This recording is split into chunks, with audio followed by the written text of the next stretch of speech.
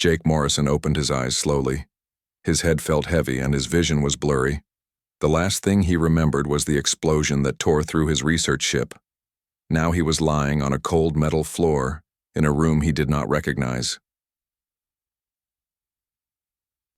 Walls around him were dark and smooth. Strange blue lights ran along the ceiling in patterns that hurt his eyes to look at.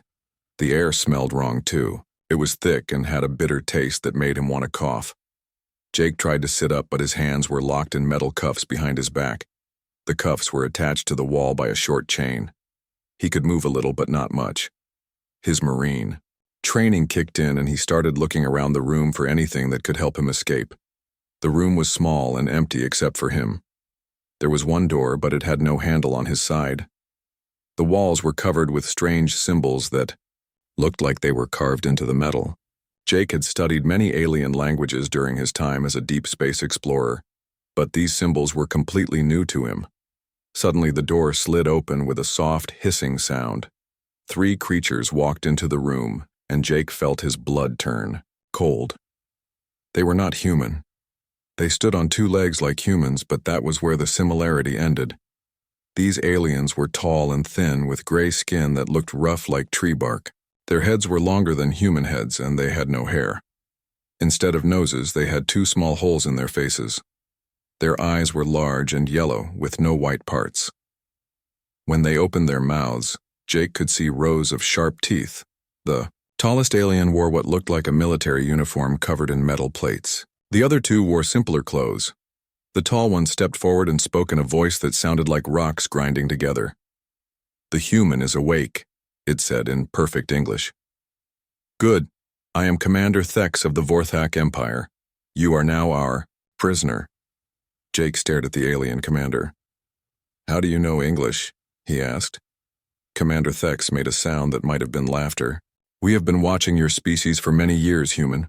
We know your languages, we know your weaknesses, we know how easy it is to destroy your small ships." "What do you want with me?" Jake asked. He kept his voice steady, even though his heart was beating fast. "Want?" Thex tilted his head. "We do not want anything from you. You are not valuable enough to want anything from. You are here for entertainment." One of the other aliens stepped forward. This one was shorter than Thex and wore clothes that looked like a scientist's coat. "Commander, should we explain the game to the human?" Thex nodded. "Yes, Vex. The human should know what awaits him." The scientist called Vex pulled out a small device that projected images into the air. Jake saw a planet covered in red rocks and smoking mountains. The sky was dark and filled with ash clouds. "This is Korath Prime," Vex said. "It is a world of volcanoes and death. Nothing grows there. Nothing lives there except for the dragons." The image changed to show huge creatures flying through the dark sky. They had massive wings and long necks. Their bodies were covered in what looked like crystal scales that reflected the red light from the volcanoes below. Even in the projection, Jake could see how big they were. Each dragon was easily the size of a building. "These dragons are the most dangerous creatures we have ever found," Thex continued. "Their scales are harder than our strongest metals. Their breath is pure plasma that can melt through armor in seconds. Their claws can cut through solid rock." Jake watched the images with growing understanding of what these aliens planned to do to him. "You're going to feed me to these things." "Feed you to them?" Thex made that grinding laugh sound again. "No, human. That would be too quick and not entertaining enough. We are going to drop you into their territory and watch how long you survive." The images changed again. Now Jake saw a massive crater in the middle of the volcanic world. The crater was so deep he could not see the bottom. Steam and smoke rose from it like breath from a sleeping giant. "This is the dragon pit," Vex explained. "It is where the 3 largest dragons on Korath Prime make their home. The pit is 20 miles wide and 5 miles deep. The dragons control every inch of it." "We have tried this game before," Thex added. "We have dropped our greatest warriors into the pit. We have sent our most dangerous criminals there. We have even tried sending entire military units. None of them lasted more than a few hours." Jake felt a cold fear growing in his stomach, but he did not let it show on his face. "Why me? Why a human?" "Because humans are weak," Thex said simply. Your species is soft and slow. You have no natural weapons, you cannot fly. You cannot breathe fire. You are the perfect prey animals. When the dragons kill you quickly, we will know that even the weakest species in the galaxy cannot survive. The pit. And if I somehow don't die quickly? Jake asked. Thex and Vex looked at each other. Impossible, Vex said.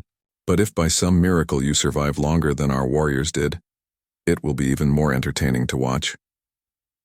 Jake looked at the images still floating in the air.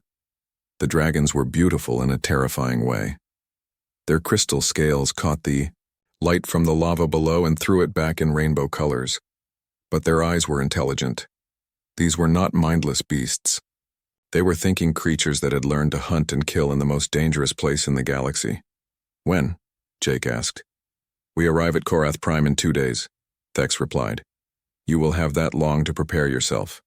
Not that preparation will help you. The 3 aliens turned to leave. At the door, Thex stopped and looked back at Jake. Try to last at least an hour, human. Our betting pools require accurate time measurements. The door slid shut behind them and Jake was alone again. He sat in the dark room and thought about what he had learned. The aliens saw him as entertainment. They thought humans were weak and helpless. They expected him to die quickly and badly. Jake had been a Marine before he became an explorer. He had survived combat missions that killed stronger men than him. He had lived through training that was designed to break people. He knew something these aliens did not understand. Humans were not the strongest species. They were not the fastest or the toughest. But they were survivors. They could adapt to anything. They could learn from any situation. And most importantly, they never gave up. Jake started planning. He had 2 days to figure out how to survive in a place where nothing else had lived. 2 days to find a way to turn the tables on creatures that the most advanced alien empire in the galaxy feared to face. The aliens thought they were sending a weak prey animal into a death trap. They had no idea they were about to learn why humans had earned their reputation as the most dangerous species in the galaxy. The drop pod shook violently as it fell through the thick atmosphere of Korath Prime. Jake was strapped inside the small metal cage that the Vorthak had shoved him into 2 hours earlier. Through the tiny window he could see the red sky getting darker as they dropped deeper toward the planet's surface. The air outside was full of ash and smoke from the volcanoes. Lightning flashed between the dark clouds. Jake had seen many dangerous planets during his explorer days, but nothing like this. This world looked like it was trying to kill everything that came near it. Commander Thex's voice crackled through the speaker in the pod. Enjoy your last few minutes of life, human. The dragons will smell you the moment you land. Try to run. It will be more fun to watch. Jake did not answer. He was too busy studying everything he could see through the window. The crater was getting bigger as they got closer. He could see steam rising from deep inside it. The walls were covered with caves and ledges where something large could hide. The pod hit the crater wall and bounced twice before rolling to a stop at the bottom. Jake felt like he had been kicked by a horse, but nothing was broken. The straps released automatically and the door popped open with a hiss. Hot air rushed into the pod. It was so hot Jake felt like he was opening an oven door. The air burned his lungs when he breathed it in. Sweat started pouring down his face immediately. Jake crawled out of the pod and looked around. The bottom of the crater was like being inside a giant bowl made of red rock. Steam vents dotted the ground and filled the air with white clouds. The rock under his feet was warm even through his boots. Far above him he could see the rim of the crater. It looked impossibly far away. The walls were steep and covered with loose rocks that would slide if he tried to climb them. There were caves and holes in the walls at different levels. Some of them looked big enough for creatures the size of dragons. Jake moved away from the pod and started looking for anything he could use. The pod itself was made of tough metal, but he had no tools to cut it apart. Scattered around the crater floor, he found pieces of other pods and equipment. Most of it was melted or crushed, but some pieces might be useful. He picked up a piece of metal that could work as a knife, and another piece that might make a good hammer. His marine survival training was coming back to him. First priority was shelter. Second was water. Third was food. Everything else could wait. A deep roar echoed through the crater. The sound was so loud it made the ground shake under Jake's feet. He looked up and saw something moving in one of the caves high on the crater wall. Something very big. Jake's heart started beating faster, but he did not panic. He had heard dangerous sounds before. The key was to stay calm and think clearly. Panic got people killed faster than any predator. Another roar answered the first one from a different part of the crater. Then a third roar came from somewhere behind Jake. He was surrounded by at least 3 dragons, and they all knew he was. Here. Jake found a pile of rocks near the crater wall that could give him some cover. He dragged the pieces of metal he had found behind the rocks and crouched down to watch and wait. Movement in the caves told him the dragons were getting ready to come down and investigate their new visitor. The first dragon appeared at the mouth of a cave about halfway up the crater wall. Jake had seen the images that the aliens showed him, but seeing a real dragon was completely different. This creature was enormous. Its wingspan had to be over 100 feet wide. Its body was covered in crystal scales that caught the red light from the lava vents and threw it back in brilliant flashes. The dragon's head was long and narrow with intelligent yellow eyes. When it opened its mouth, Jake could see rows of teeth, longer than his arm. Most frightening of all was the way those eyes moved. They were not the eyes of a dumb animal. This was a thinking creature that knew how to hunt. Jake decided to call this dragon Ember because of the way its scales glowed, red in the light. Ember spread its wings and glided down to the crater floor about 50 yards away from Jake's hiding place. It landed with a thud that Jake felt through the ground. Ember lowered its head and sniffed the air. Its nostrils flared as it caught Jake's scent. The dragon's eyes turned toward Jake's hiding place and fixed on the exact spot where he was crouched. Jake held perfectly still. He had learned in the Marines that movement drew predators more than anything else. As long as he did not move, maybe the dragon would lose interest. But Ember was too smart for that trick. The dragon took one step toward Jake, then another. Its claws left deep scratches in the rock with each step. Jake could hear its breathing like a giant bellows working. A second dragon appeared from another cave. This one had scales that looked more blue than red, so Jake named it Frost. Frost was just as big as Ember but moved differently. Where Ember was careful and precise, Frost seemed more aggressive. It jumped from its cave and spread its wings to glide down fast. Frost landed closer to Jake than Ember had, only about 20 yards away, close enough that Jake could smell the dragon's scent. It smelled like hot metal and sulfur. Now Jake was caught between 2 dragons with a third one still somewhere in the caves above. This was the moment the aliens expected him to panic and run. This was when he was supposed to give them their entertainment by being hunted down and killed. Instead, Jake did something that surprised everyone watching from the ships above. He stood up slowly and stepped out from behind his pile of rocks. He kept his hands visible and moved very carefully. He did not run, he did not shout. He just stood there and let both dragons see him clearly. Ember and Frost both stopped moving. They had expected their prey to run when they appeared. Every creature they had ever hunted tried to run. But this strange 2-legged animal was doing something different. It was facing them instead of fleeing. Jake looked from one dragon to the other. Their body language reminded him of big cats he had seen on Earth. They were curious about this new behavior. They were trying to figure out what kind of creature would face dragons instead of running from them. The third dragon finally appeared. This one had darker scales that looked almost black. Jake called it Cinder. Cinder was the biggest of the 3 and clearly the leader. It did not come down to the crater floor right away. Instead, it perched on a ledge above and watched what the other 2 dragons would do. Jake knew he was in the most dangerous moment of his life. 3 dragons were studying him like he was an interesting puzzle. If he made the wrong move, they would kill him in seconds. But if he could make them curious enough to keep watching instead of attacking, he might have a chance. He took one small step backward toward the crater wall, not running, just moving slowly to show he was not a threat. Ember tilted its head, like a curious dog. Frost crouched down lower, ready to spring if Jake tried to run. In the ships high above, Commander Thex and his crew watched their screens in amazement. No creature had ever faced the dragons like this. Every other prisoner had run screaming the moment the dragons appeared. This human was doing something none of them had ever seen before. Jake took another slow step backward. He was looking for anything that could give him an advantage. A narrow passage the dragons could not follow, a cave too small for them to enter, anything that could help him survive the next few minutes.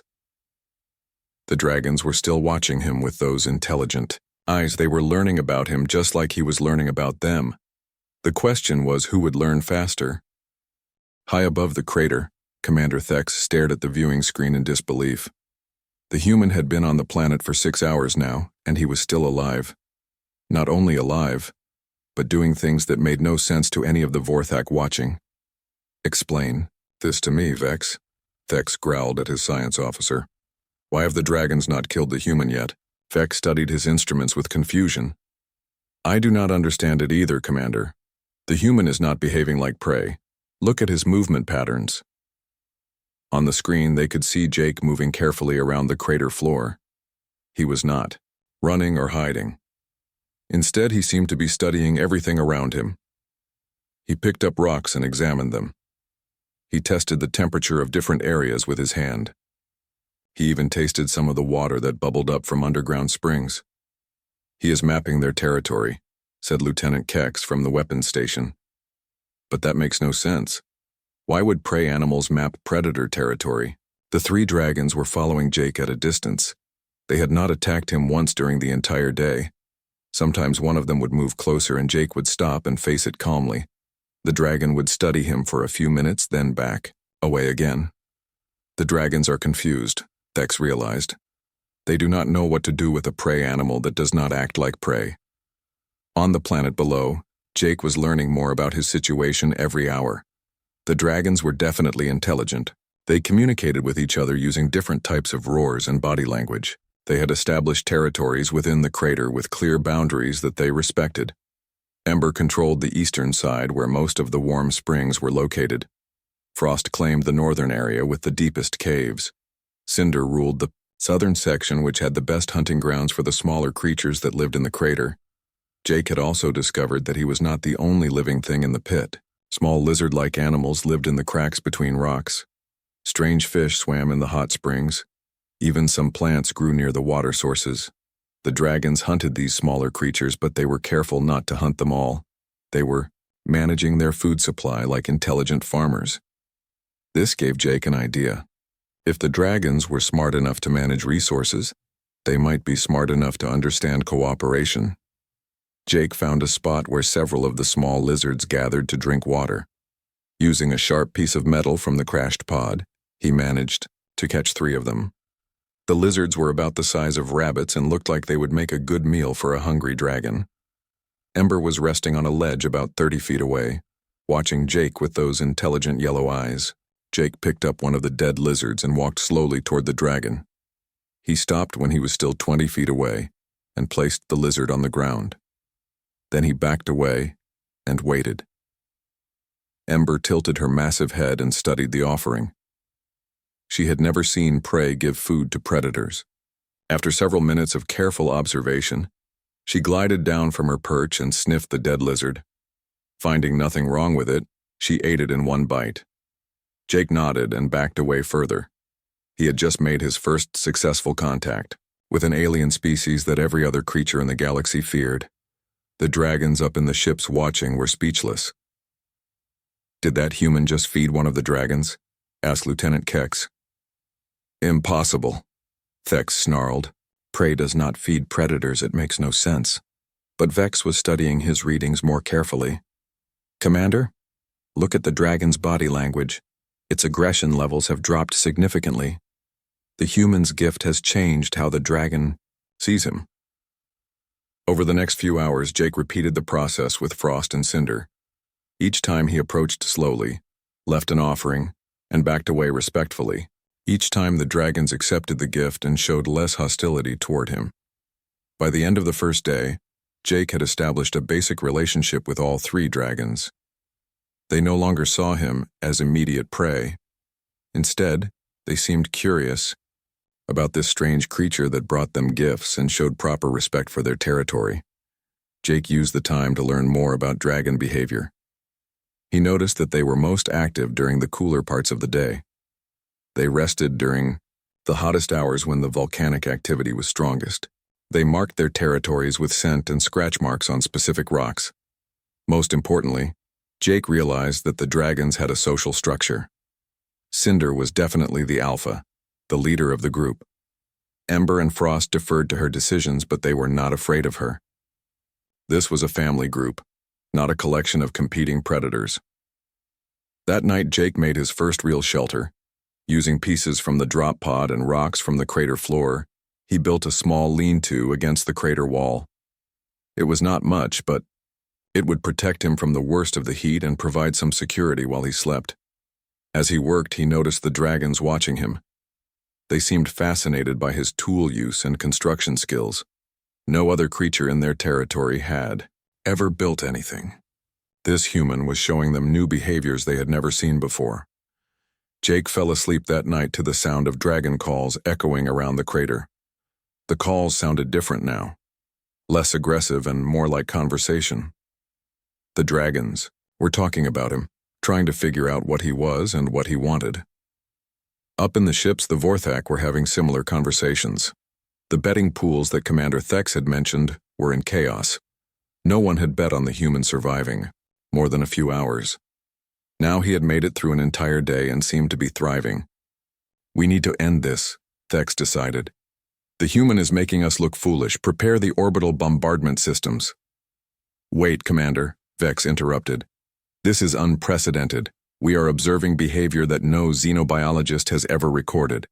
The scientific value of this data is immense." Thex considered this. The Vorthak Empire valued scientific knowledge almost as much as they valued entertainment. If this human could teach them something new about predator and prey relationships, it might be worth letting the experiment continue.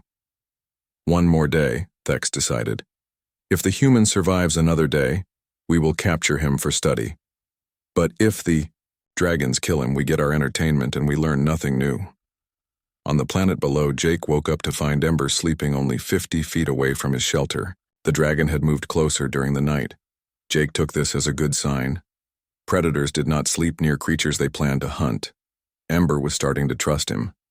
Jake had survived his first day in the dragon pit. Now he needed to prove that it was not just luck. Jake's second day in the crater started with a discovery that changed everything. While exploring a new area near the northern wall, he found the remains of previous prisoners the Vorthak had dropped into the pit. Most of the bones were picked. Clean, but some still had pieces of armor and weapons attached. The weapons were mostly melted or broken, but Jake found a few pieces that were still useful. A blade from what looked like a Vorthak energy sword. Some metal plating that could be shaped into tools. Best of all, he found a small device that was still working. It looked like some kind of scanner or detector. Jake studied the device carefully. The symbols on it were Vorthak, but he had seen enough of their technology during his capture to figure out the basic controls. When he pointed it at different objects, lights flashed and numbers appeared on a small screen. It was measuring something about the things he scanned. He pointed it at the dragon scales scattered around the crater floor and got interesting readings. The scales were not just hard like armor. They had some kind of energy field around them that made them even stronger. But the scanner also showed weak spots where the energy was less concentrated. This gave Jake an idea. If he could understand how the dragon's defenses worked, he might be able to create weapons that could actually hurt them if he needed to, not because he wanted to fight the dragons, but because he needed to prove to them that he was not helpless prey. Jake spent the morning working with the salvaged materials. Using techniques he had learned in marine engineering training, he created several tools and weapons. A spear with the Vorthak blade attached to a metal rod, a sling for throwing rocks accurately, even a simple crossbow made from salvaged metal and elastic material from the drop pod. While he worked, the dragons watched with increasing interest. They had never seen a creature make tools before. The smaller animals in the crater used rocks and sticks sometimes, but nothing like what Jake was creating. Ember approached while Jake was testing his spear. She sniffed at the weapon curiously, careful not to get too close to the sharp point. Jake held the spear steady and let her examine it. After a few minutes, Ember made a sound that might have been approval. She understood that Jake had made himself more dangerous. That afternoon, Jake got his chance to prove his new abilities. A group of the small lizard creatures had gathered near one of the hot springs to drink. Jake had been hunting these animals for food and to make gifts for the dragons. Usually he caught them by hand or with simple traps. Today he decided to try his new weapons. Jake positioned himself about 30 yards from the lizards and loaded his crossbow. The lizards were fast, but they moved in predictable patterns. Jake had been watching them for days and knew their habits. He aimed carefully and fired. The bolt struck one of the lizards cleanly, killing it instantly. The other lizards scattered, but Jake was already reloading. His second shot caught another lizard before it could reach cover. 2 clean kills with weapons he had made himself. All 3 dragons were watching from their perches around the crater. They had seen Jake hunt before with his hands in simple traps, but this was different. This was precision killing from a distance. The dragons exchanged calls that sounded almost like conversation. Jake collected his kills and did something that surprised everyone watching. Instead of keeping all the meat for himself, he prepared one lizard as an offering and approached Cinder with it. The big dragon was resting on her favorite ledge about 40 feet up the crater wall. Jake could not climb that high, but he had another idea. He loaded the prepared lizard into his sling and carefully aimed upward. With a smooth motion, he launched the lizard in a perfect arc that landed right in front of Cinder. Cinder looked at the offering, then at Jake, then back at the offering. No prey animal had ever delivered food to her ledge before. She ate the lizard and made a rumbling sound that might have been thanks or approval. The pattern continued over the next few days. Jake improved his weapons and his hunting skills. He learned to read the dragon's moods and body language. Most importantly, he started to understand their hunting patterns and territory disputes.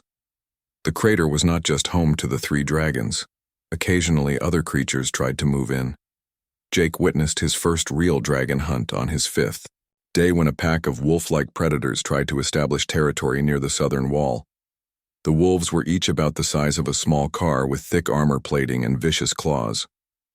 They were clearly dangerous predators that could probably kill most creatures in the galaxy, but they made the mistake of challenging the dragons in their own territory.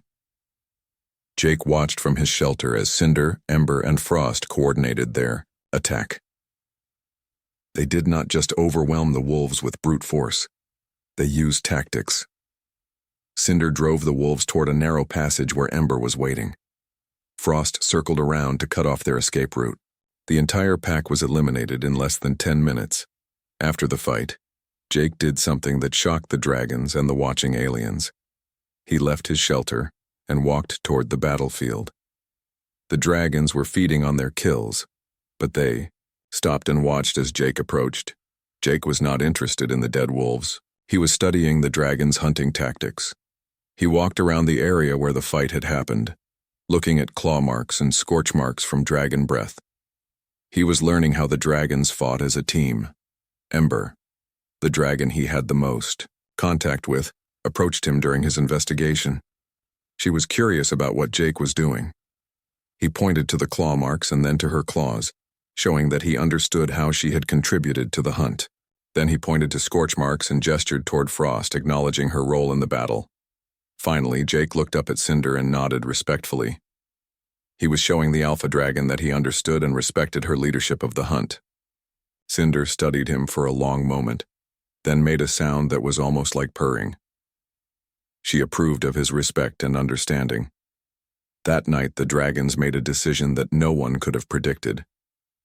Instead of returning to their separate territories, all 3 dragons settled down to sleep near Jake's shelter.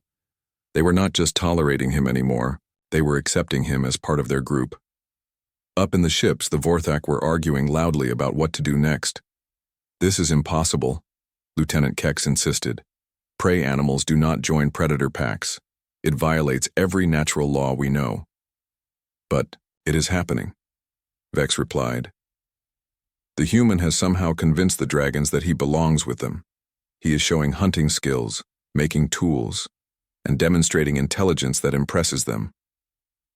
Commander Thex stared at the screen showing Jake sleeping peacefully surrounded by 3 dragons that could kill him instantly if they chose to. What kind of species are these humans, he wondered out loud. The question was about to become much more important, because Jake was not done learning and adapting. He had proven he could survive in the dragon pit. He had shown he could make weapons and hunt effectively. He had earned the respect of the most dangerous predators on the planet. Now he was ready to show everyone what humans did best. He was ready to turn the tables completely and prove who the real predator was in this situation. The aliens who had dropped him here as entertainment were about to learn why humans had earned their reputation as the most dangerous species in the galaxy. But first, Jake needed to solve a problem that was bigger than dragons, or Vorthak aliens. He needed to find a way to get home and warn Earth about the empire that saw humans as prey animals for their entertainment. The real hunt was just beginning. By the start of his second week in the crater, Jake had established something that should have been impossible. He was not just surviving among the dragons. He was living with them as an equal member of their group. The breakthrough came when Jake helped the dragons solve a problem they had been dealing with for months. Deep beneath the crater floor, massive worm-like creatures had been tunneling through the rock. These crystal worms were each over 50 feet long with diamond-hard skin that even dragon claws could not easily pierce. The worms fed on the mineral deposits that heated the crater's springs. As they ate more minerals, the springs were getting cooler. Without the warm water, many of the smaller animals that lived in the crater would die. This would eventually leave the dragons without enough food to survive. Jake first noticed the problem when he saw Ember trying to hunt one of the worms. The dragon managed to wound the creature but could not kill it before it disappeared back into its tunnel. Ember was frustrated and angry. She had never faced prey that could escape from her so easily. Jake studied the tunnel entrances and the crystal formations around them. His engineering background helped him understand what was happening. The worms were not just eating randomly. They were following veins of specific minerals through the rock. If he could predict where they would tunnel next, he might be able to help the dragons catch them. Using the scanner he had found among the remains of previous prisoners, Jake mapped the mineral deposits throughout the crater. The device showed him which areas had the highest concentrations of the materials the worms preferred. By studying their previous tunnels, he could guess where they would dig next. Jake tried to explain his discovery to the dragons using gestures and drawings in the dirt. At first, they did not understand what he was trying to show them, but Ember was smart enough to realize that Jake had learned something important about their prey. The test came 3 days later when Jake's predictions proved correct. He had identified a spot where he believed a worm would surface to feed. Jake positioned himself there with his best spear and waited. When Cinder saw what he was doing, she decided to watch from nearby. Right on schedule, the ground began to shake as a crystal worm tunneled up from below. Jake had studied the creatures enough to know their weak points. Their diamond-hard skin was nearly impossible to penetrate, but their eyes and mouths were more vulnerable. As the worm's head broke through the surface, Jake was ready. He drove his spear directly into one of its eyes with all his strength. The Vorthak blade he had attached to the spear was sharp enough and strong enough to pierce the softer tissue. The worm thrashed violently, but Jake held onto his spear and twisted it deeper. At the same moment, Cinder attacked from the side. Her massive jaws clamped down on the worm's neck, while her claws found purchase on its body. Together, Jake and Cinder killed the creature in less than a minute. The success of their first cooperative hunt changed everything. Cinder looked at Jake with new respect. He had not just survived in her territory. He had made himself useful to her and her family. He had proven that he could contribute to their survival. Over the following days, Jake helped the dragons hunt down 6 more crystal worms. Each hunt was easier than the last as they learned to work together. Jake would use his scanner and analytical skills to predict where the worms would appear. The dragons would use their strength and natural weapons to make the kill. The dragons began to treat Jake as a full member of their pack. They included him in their daily routines. When they sunbathed on the warm rocks during the middle of the day, they made room for him to join them. When they hunted the smaller creatures for food, they shared their kills with him. Most importantly, they protected him when he slept. Jake also started to understand the dragon's language better. Their roars and calls were not just noise. They were a complex system of communication that included warnings, greetings, territorial claims, and emotional expressions. Jake could not make the same sounds they made, but he learned to recognize what different calls meant. The watching Vorthak were becoming increasingly disturbed by what they saw. This was not supposed to happen. Predator-prey relationships were one of the fundamental laws of nature. Prey animals were supposed to be hunted and eaten by predators. They were not supposed to join the predator pack and help with hunting. This human is breaking the natural order, Lieutenant Kex complained during one of their daily briefings. No species in our records has ever behaved like this. Perhaps our records are incomplete, Vex suggested. We may have underestimated what humans are capable of. Commander Thex was studying reports from other Vorthak ships that had encountered humans in the past. Most of those encounters had been brief raids on human colonies or destroyed human ships. The Vorthak had always assumed humans were weak because they were not physically impressive compared to other species. Look at this data, Thex said, pointing to his screen. Humans have been expanding across their part of the galaxy faster than any species we have studied. They establish colonies on planets that other species consider uninhabitable. They adapt to environments that kill most other life forms. And they form alliances, added Vex. The reports show humans working with dozens of different alien species. Species that usually compete with each other somehow cooperate when humans are involved. A new understanding was beginning to form in the minds of the Vorthak observers. Humans were not weak prey animals. They were something much more dangerous. They were predators that specialized in turning enemies into allies. They were a species that survived by making themselves useful to other creatures. Down in the crater, Jake was putting the finishing touches on his most ambitious project yet. Using salvaged materials and techniques he had learned from watching the dragons, he had constructed a permanent shelter against the crater wall. It was more than just protection from the weather. It was a workshop where he could create better tools and weapons. The shelter also served another purpose. It was a clear sign that Jake intended to stay in the crater permanently. He was not just surviving until rescue came. He was making this place his home. The dragons understood this and approved. A pack member who was committed to staying was more valuable than one who might leave.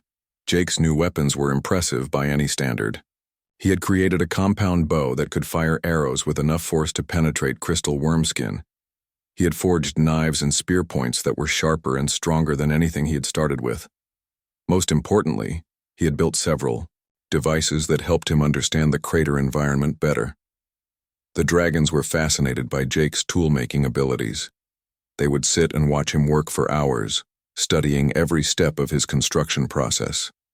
Sometimes they would bring him materials they had found, offering them as contributions to his projects. The partnership reached its peak when Jake created something that revolutionized their hunting strategy. By combining dragon fire with his metallurgy knowledge, Jake forged a set of metal points that the dragons could carry and drop on their prey from above. These aerial weapons allowed them to hunt creatures that had previously been too dangerous to attack directly. The first test of the new hunting method came when a group of armored predators tried to claim territory in the eastern section of the HFY crater. These creatures were smaller than dragons but heavily armored and armed with poisonous spines. They were dangerous enough that the dragons had avoided fighting them directly. Jake's plan was elegant in its simplicity. Cinder and Frost would drive the intruders into the open area at the center of the crater. Ember would circle high above with Jake's metal points. When the enemies were in position, Ember would drop the weapons with deadly accuracy, while Jake provided targeting information from the ground. The hunt went exactly as planned. The intruders were eliminated quickly and efficiently with minimal risk to the dragons. It was a perfect example of how human intelligence could enhance dragon strength to create an unstoppable combination. That night, as they shared the meat from their successful hunt, Jake realized he had accomplished something remarkable. He had not just survived in the most dangerous place on the planet. He had become the leader of a dragon pack. The dragons now looked to him for strategy and planning while providing the raw power to execute his ideas. Up in the Vorthak ships, alarms were beginning to sound. Other sensors had detected something disturbing. The human and dragons were not just hunting together, they were building something. Construction activity was increasing around the crater, and energy readings suggested they were creating some kind of permanent installation. What are they building? Thex demanded. Vex studied the readings with growing concern. I am not sure, Commander, but whatever it is, they are using both human technology and dragon capabilities to create it. This is no longer just survival behavior. They are establishing infrastructure. The implications were terrifying. If humans could turn the galaxy's most dangerous predators into allies and partners, what else might they be capable of? How many other species had the Vorthak Empire underestimated? But Jake was not done yet. He had proven he could survive and thrive in the Dragon Pit. He had shown that humans could adapt to any environment and form partnerships with any species. Now it was time for the final lesson. It was time to show the Vorthak Empire what happened when you underestimated the true apex predator in the galaxy. Jake's plan began on his 15th day in the crater. He had spent the previous week studying the Vorthak ships that orbited high above, using the scanner device to analyze their energy signatures and movement patterns. What he discovered gave him hope for the first time since his capture. The ships were maintaining a perfect circular orbit around the planet. This meant they were using predictable flight paths that could be calculated and anticipated. More importantly, the energy readings showed that their shields were designed to protect against attacks from other ships, not from ground-based threats. Jake had also been studying the dragon's capabilities more carefully. Ember, Frost, and Cinder were not just strong and fast. They were capable of atmospheric flight at incredible speeds. Their crystal scales provided natural protection against energy weapons. Most importantly, their intelligence made them perfect partners for complex tactical operations. The construction project that had worried the Vorthak was not a permanent installation.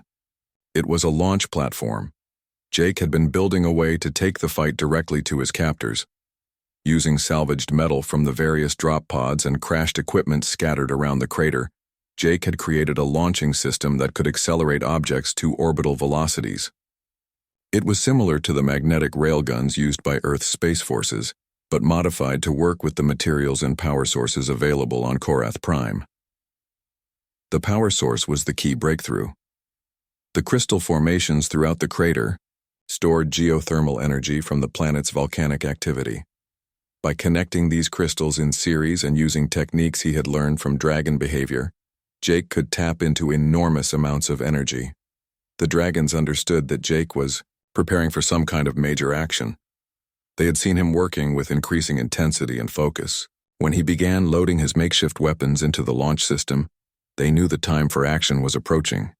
Jake's plan was ambitious but simple. The dragons would carry him and his weapons into the upper atmosphere where they could attack the Vorthak ships directly. The aliens would not expect an assault from creatures they considered primitive predators. Their defenses would be oriented toward space-based threats, not atmospheric fighters. The night before the attack, Jake tried to explain the plan to his dragon allies using gestures and drawings. He showed them the orbital paths of the ships and indicated where they needed to strike for maximum effect. The dragons listened carefully and seemed to understand the basic strategy. Cinder, the pack leader, made a series of calls that Jake had learned to recognize as agreement and approval. Ember and Frost responded with their own calls of acknowledgement. They were ready to follow Jake's plan even though it would take them higher than they had ever flown before. Commander Thex was becoming increasingly nervous about the situation on Korath Prime. His superiors in the Vorthak Empire had been asking questions about why the human was still alive. The entertainment value of the situation had worn off. Now they wanted results. We end this tomorrow, Thex decided during the morning briefing. Prepare the orbital bombardment systems. We will destroy the entire crater and everything in it. Commander, Vex interrupted, the scientific data we are collecting is invaluable. If we destroy the human now, we will lose the opportunity to learn how he accomplished this impossible alliance. The Empire does not pay us to study impossible alliances, Thex replied. They pay us to demonstrate Vorthak superiority. This human is making us look weak. Lieutenant Kex nodded in agreement. The other species we control are beginning to ask questions about human capabilities. If word spreads that a single human survived the Dragon Pit and formed an alliance with the dragons, it could undermine our authority throughout the Empire. But they had waited too long to make their decision. Even as they argued about what to do next, Jake and the dragons were beginning their ascent from the crater. Jake rode on Ember's back, secured by a harness he had woven from salvaged materials. Cinder and Frost flanked them on either side, each carrying some of Jake's improvised weapons in their claws. The weapons were crude but effective. Explosive charges made from chemicals found in the crashed equipment. Magnetic harpoons that could punch through ship hulls. Even some of the Vorthak energy weapons he had repaired and modified. The flight up from the crater was the most beautiful and terrifying experience of Jake's life. The three dragons moved through the air with perfect coordination, their massive wings beating in rhythm as they climbed higher and higher. Below them, the volcanic landscape of Karath Prime spread out like a red and black tapestry. As they reached the upper atmosphere, Jake could see the Vorthak ships hanging in space like dark metal birds. There were 5 ships in total, including Commander Thex's command vessel.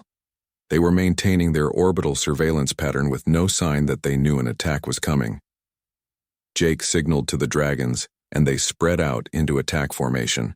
They had practiced this maneuver in the crater using smaller targets. Now it was time to see if it would work against real enemies. The first indication the Vorthak had that something was wrong came from their sensors. Lieutenant Kex was monitoring the crater when 3 massive energy signatures suddenly appeared on his screen, moving upward at impossible speeds. "Commander," he called out in alarm, "the dragons are flying directly toward us." "Impossible," Thex replied. "Dragons cannot reach orbital altitude. Their physiology will not allow it." But even as he spoke, the dragons burst through the upper atmosphere and into the edge of space. Their crystal scales glowed with stored energy as they adapted to the vacuum environment. Jake's calculations had been correct. The dragons were capable of limited spaceflight. The attack began with Cinder launching herself directly at the command ship. Her massive claws struck the hull with enough force to breach the outer armor. At the same moment, Frost attacked one of the escort vessels while Ember, carrying Jake, went after the ship with the most powerful weapons. The Vorthak crews were completely unprepared for this type of assault. Their shields and weapons were designed for ship-to-ship combat. They had no defense against massive predators that could fly through space and attack with claws and teeth. Jake contributed to the attack by using his improvised weapons to target critical ship systems. His magnetic harpoons punched through hull plating and severed power conduits. His explosive charges detonated against shield generators and weapons arrays. Most importantly, his knowledge of Vorthak technology allowed him to identify and attack the most vulnerable points on each ship.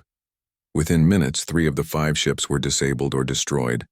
The remaining 2 vessels tried to retreat, but the dragons were faster and more maneuverable in space than the Vorthak had believed possible. Commander Thex found himself face to face with Jake Morrison as Ember landed on the bridge of his ship after tearing through the hull.